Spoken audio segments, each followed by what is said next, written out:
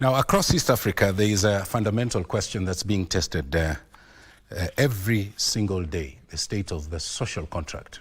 Now, a consortium of civil society groups is raising concerns over what they term as the shrinking democratic space in the East Africa region.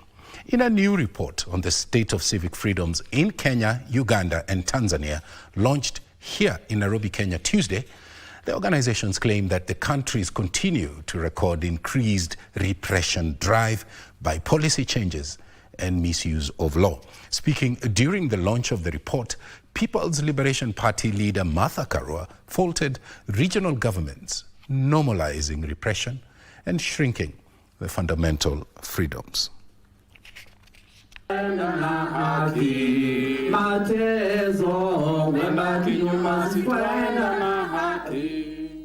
Human rights defenders in the country are up in arms over what they say is growing intolerance and increased attacks on activists, journalists and civil society groups by state actors.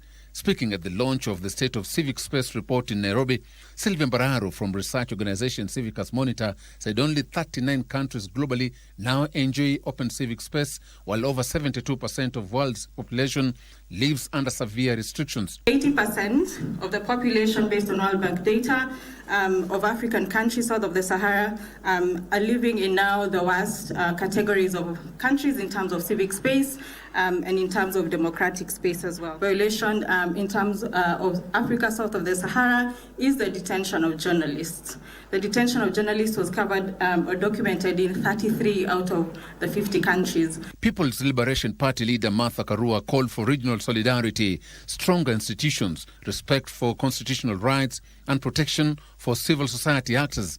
Karua cited police brutality during protests and transnational repression where activists are abducted or deported across borders as evidence of coordinated authoritarian trends in the region.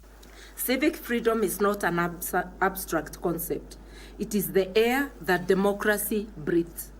It is the oxygen of national dignity. When civic space shrinks, corruption grows. When activists are targeted, impunity flourishes. When the press is intimidated, truth becomes a casualty. Civic Freedom Forum Chair Davis Malombe echoed the concerns, noting that civic space in East African states, including Kenya, are sliding deeper into repression. Within the East African situations are really bad because you'll find Kenya, Uganda, Sudan, Rwanda, and Rwanda are repressed. Ethiopia, Eritrea, Sudan, Burundi, and Djibouti are lost.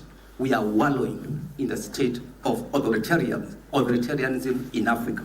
Joseph Wahungu for Prime Edition.